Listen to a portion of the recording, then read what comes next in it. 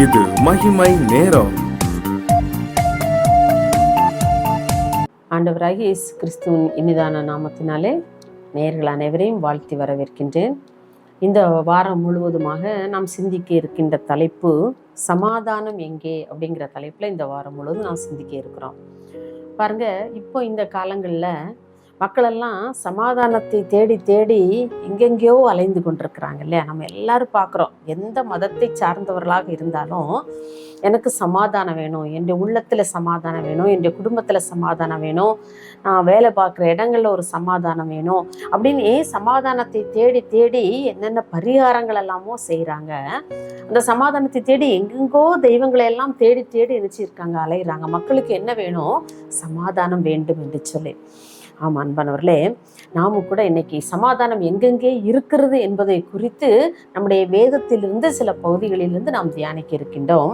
இந்த முதல் நாளிலே சமாதானம் எங்கே இருக்கிறதாம் 1 தெசலோனிக்கேயர் 5ஆம் அதிகாரம் 13ஆம் வசனத்தினுடைய அந்த பின் பகுதியிலே வேதம் இவ்வாறு சொல்லுகிறது, உங்களுக்குள்ளே சமாதானமாயிருங்கள்.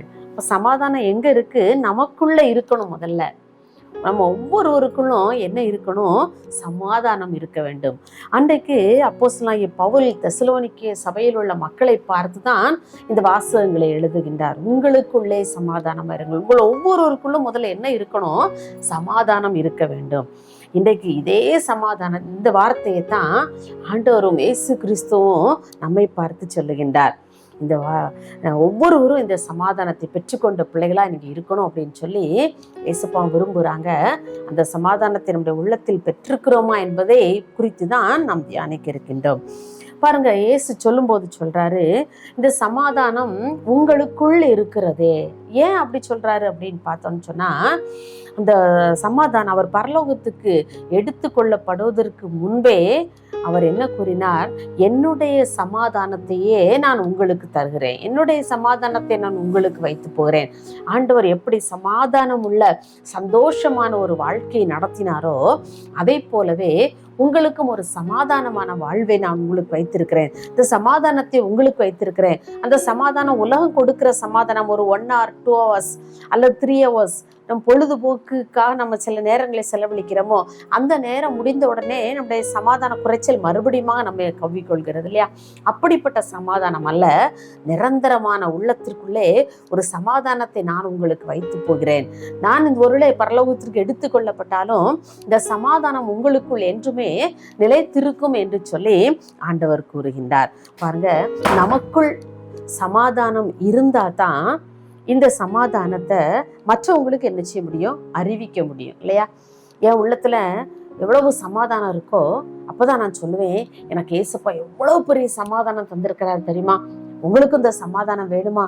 நீங்க அனுபவித்து பார்த்தீங்கன்னா தான் அந்த சமாதானத்தை பற்றி மற்றவர்களுக்கு நம்ம என்ன செய்ய முடியும்? சொல்ல முடியும். ஏதோ ஒரு ஸ்வீட் இருக்குன்னு வச்சுக்க, இல்லை ஏதோ ஒரு ஃப்ரூட்ஸ் நல்ல டேஸ்டா இருக்கு, அப்போ நம்ம அதை டேஸ்ட் பண்ணி பார்த்தா தான் மற்றவங்ககிட்ட சொல்லுவோம், இந்த ஸ்வீட் வாங்கிட்டு போங்க நல்லா இருக்கும், இந்த ஃப்ரூட்ஸ் வாங்கிட்டு போங்க ரொம்ப அருமையா இருக்கும் அப்படின்னு சொல்லி மற்றவங்களுக்கு அதை டேஸ்ட் பண்ணா தான் என்ன செய்ய முடியும்? சொல்ல முடியும். அப்போ அதே மாதிரி நம்ம ஒவ்வொருவருடைய உள்ளத்திற்குள்ளும் இந்த சமாதானம் இருந்தால்தான் நம்ம மற்றவங்களுக்கு சொல்ல முடியும். பாருங்க, ஏசப்பா நான் ஏற்றுக்கொண்டேன், என் உள்ளத்துல ரொம்ப சமாதானம் இருக்கு. இதே மாதிரி நீங்களும் உங்களுடைய உள்ளத்துல இந்த ஏசப்பாவை ஏற்றுக்கொள்ளுங்க. அந்த உலகம் கொடுக்காத சமாதானத்தை அவர் உங்களுக்கு தருவார் என்று சொல்லி மற்றவர்களுக்கு இந்த சமாதானத்தை குறித்து பேச முடியும். இன்னைக்கு நம்ம யோசித்து பார்ப்போம், இன்னைக்கு நமக்குள்ளே சமாதானம் இருக்கிறதா? அந்த சமாதானம் நமக்குள் நிலைத்திருக்கிறதா என்று சொல்லி நாம் யோசித்து பார்க்க வேண்டும். என்னுடைய வாழ்க்கையில நான் எடுத்துட்டேன்னு சொன்னா, என்னுடைய வாழ்க்கையில அநேக போராட்டங்கள், பிரச்சனைகள், பாடுகள், இழப்புகள், கண்ணீர்கள் எல்லாம் உண்டு, துயரங்கள் உண்டு. ஆனாலும் ஆண்டவர் கொடுத்திருக்கின்ற ஒரு சமாதானம் இருக்கிறதே. அந்த நிமிஷத்துல நான் ஒருவேளை கவலைப்பட்டு சில நேரங்களில் கண்ணீர் சிந்தி அவருடைய பாதத்தில் அமர்ந்திருக்கும் பொழுது அந்த ஒரு வினாடிதான் மறுநிமிடம் ஒரு தெய்வீக சமாதானம் என் உள்ளத்திலே ஒரு நதி போல பிரவாகித்து ஓடும். இந்த சமாதானத்தை யாரும் எடுத்துக்கொள்ள முடியாது. அப்படிப்பட்ட ஒரு தெய்வீக சமாதானத்தை அவர் எனக்குள் வைத்திருக்கிறார். ஆகவே நான் பார்க்குறவங்கள்ட்ட தான் சொல்வேன், நீங்க ஏசப்பாட்ட வாங்க, ஏசப்பா உங்களுக்கு சமாதானம் தருவார், சந்தோஷத்தை தருவார், ரட்சிப்பை தருவார். இந்த சமாதானம் நீங்க எங்கிருந்துமே வாங்க முடியாது. எத்தனை காசு கொடுத்தாலும், எவ்வளவு காசு கொடுத்தாலும், நீங்க யாரிடத்திலிருந்தும் யாருடைய ரெக்கமெண்டேஷனாலையும் இந்த சமாதானத்தை என்ன செய்ய முடியாது, எங்கேயுமே வாங்க முடியாது. ஆகவே ஏசப்பாட்ட வாங்க அப்படின்னு சொல்லி நான் நிறைய பேர்கிட்ட சொல்லுவேன் சமாதானத்தை பற்றி. இன்றைக்கு நம்மளால அப்படி சொல்ல முடியுமா? யோசிச்சு பார்ப்போம். உங்களால சொல்ல முடியுதா?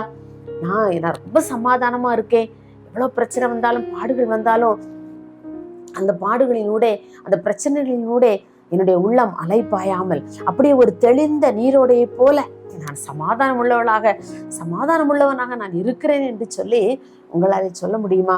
யோசித்து பார்ப்போம். அப்படின்னா ஆண்டவர் நம்முடைய வாழ்க்கையில இல்லை என்று அர்த்தம் இல்லையா? அவர் சொன்னா நான் உங்களுக்கு நான் சமாதானத்தை வைத்து போகிறேன்னு சொல்லியிருக்கிறார்ல, அப்போ அந்த சமாதானம் நமக்குள் இருக்கிறதா? நான் உங்களுக்குள்ளே சமாதானம் உள்ளவர்களா இருங்கள்.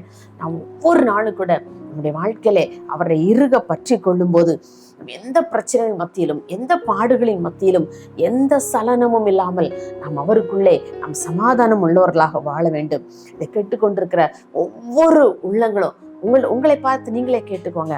என்னுடைய உள்ளத்திலே இந்த சமாதானம் நிலைத்திருக்கிறதா? இந்த சந்தோஷம் என்னை நிலைத்திருக்கிறதா?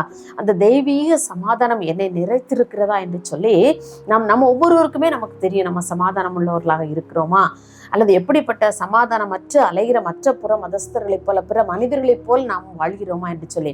ஆகவே எனக்கு அன்பானவர்களே, இந்த சமாதானத்தை ஆண்டவர் வைத்து சென்ற அந்த சமாதானத்தை நம்முடைய உள்ளத்திலே பெற்றுக்கொள்ளும் போது நிச்சயமாகவே நாம் பிறருக்கு அந்த சமாதானத்தை அள்ளி வழங்குகிற பிள்ளைகளாக நாம் இருப்போம்.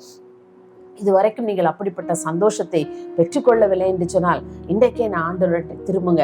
ஏசப்பா பக்கம் வாங்க.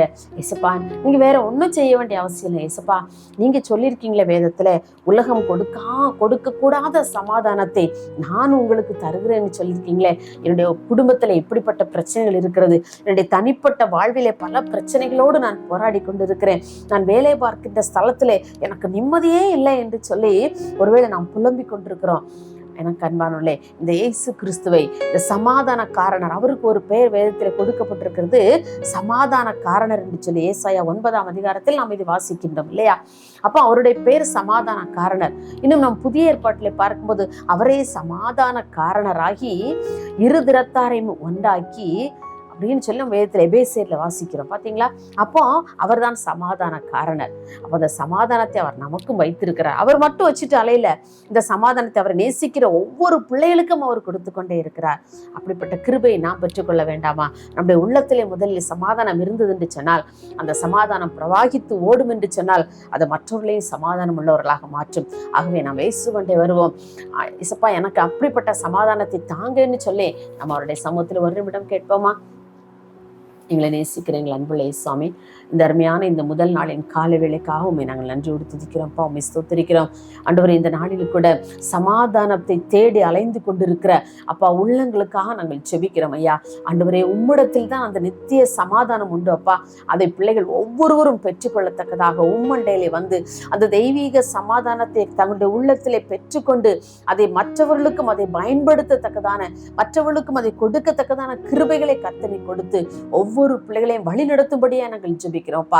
யார் யாரெல்லாம் எனக்கு இந்த உலகத்திலே சமாதானமே இல்லையே என்று சொல்லி ஆண்டவரே தவறான முடிவுகளை எடுக்காதபடி உம்மிடத்தில் இருக்கின்ற அந்த தெய்வீக சமாதானத்தை தங்களுடைய உள்ளத்திலே பெற்றுக்கொண்டு தொடர்ந்து இந்த உலகத்திலே வாழ்ந்து மற்றவர்களுக்கும் பிரயோஜனம் உள்ளவர்களாக, மற்றவர்களே இந்த சமாதானத்திற்கு நேராக வழி நடத்துகிற பிள்ளைகளாக நீ ஒவ்வொருவரை மாற்றும்படியா ஜெபிக்கிறோம்ப்பா.